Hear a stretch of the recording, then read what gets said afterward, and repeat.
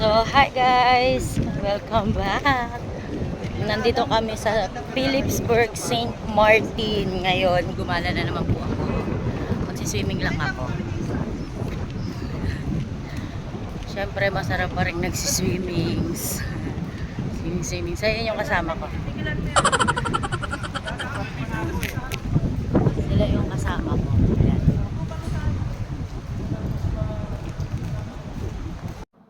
So dahil first time ko nga dito sa St. Martins, syempre explore ko yung lugar, titignan ko yung magagandang spot nila.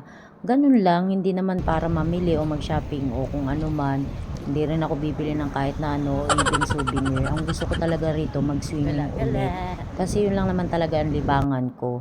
Na kada tuwing makakita ako ng may chance na pwedeng maligo o mag-swimming, eh talaga namang maliligo talaga. At yun kasi yung paborito o hobby ko talagang gawin. Kaya ito, nandito na kami sa may port pa ng St. Martin. Ayan, dyan yung picturean. So, dyan ako magpapapicture. Kaya makikiusap ako dito sa kasama ko na picturean mo ko dito sa St. Martin na yan.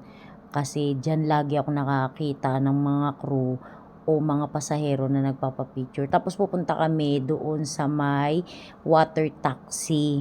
Kasi dito kami magbabayad. Pero $3 lang naman kada isang tao. Dahil nga crew kami, so discounted kami. Pero pag sa pasahero, $5 po yung binabayaran nila. Ayan, nandito na kami sa may water taxi nila. Ito yung water taxi. Ayan, pinupuno na lang. Marami-rami na rin tao rito. Kaya, enjoy the view na lang.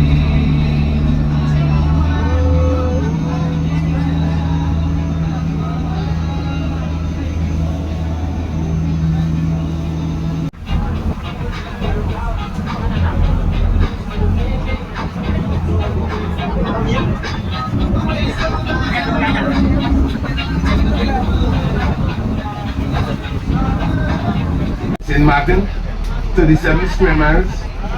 We are known to be the smallest island in the world that shares two countries, Dutch and French. The Dutch side of the island, right where you are, it is 16 square miles. The French side, it is 21 square miles. Between the Ayan, nakababa na kami sa water taxi. Yung kaninang lalaki nag-i-explain yun kung ano ang lugar na to, kung anong mga dapat gawin dito, magaganda, ganyan, ganto, ganyan, boundary to ng France, at saka ng, kung ano-ano pa. At naligo na nga ako. Syempre, hindi ako nakatiis, no.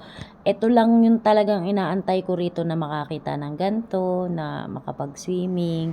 Ang ganda dito, guys. Dito ako naligo sa kabilang side kasi walang pwesto dun sa kabila. Kaya dito na ako pumwesto at ligo na. Kasi sandali lang to at babalik na ulit kami sa barko kasi nga napakainit. Hindi talaga kinaya ng power namin yung init. Kaya kahit ako naligo, pagkatapos kong maligo dito at mag-swimming, Diyos ko po, pawis na po talaga ako. At hindi na ako nagpalit dahil doon ako sa barko magpapalit. Ayan, yan yung mga history nila, kinuwanan ko na rin. Gala-gala lang, wala lang. Simple lang. Babalik na kami sa water taxi. Ayun yung water taxi namin. Kaya nagmamadali na kami para makabalik na ulit kami sa barko. Kasi nga, gusto pa namin magpahinga. Pero napakahaba talaga ng oras ko ngayon. Nag-request kasi kami na gala or makapag-swimming, nagkaroon kami ng extra hour. Na-enjoy ko naman kahit papano, kahit na napakainit, talagang hindi lang kaya talaga ng power yung init. Pero okay naman. So far so good. Maganda yung yung lugar. Hindi na ako nag-explore pa ng husto doon sa may kasi nga nakakatakot, ang daming tao, ganun. Ang daming mga hindi namin kilala kasi syempre the best na rin na mag-iingat ka talaga kung saan ka pupuntang mga bansa o lugar para na rin sa safety mo. Ayan, nakakita pa ako ng ano ba tawag dyan? Iguana. Iguana yan. Ayan, napabalik na kami. Tapos na ang paggagala, pahinga na, it's time to go back on ship na. para mahaba-haba rin yung pahinga kasi ilang araw na rin akong labas ng labas at nagsiswimming at gumala ng gumala. Kaya the best time is talaga pa rin makatulog at magpahinga kasi pagtapos nito duty na naman.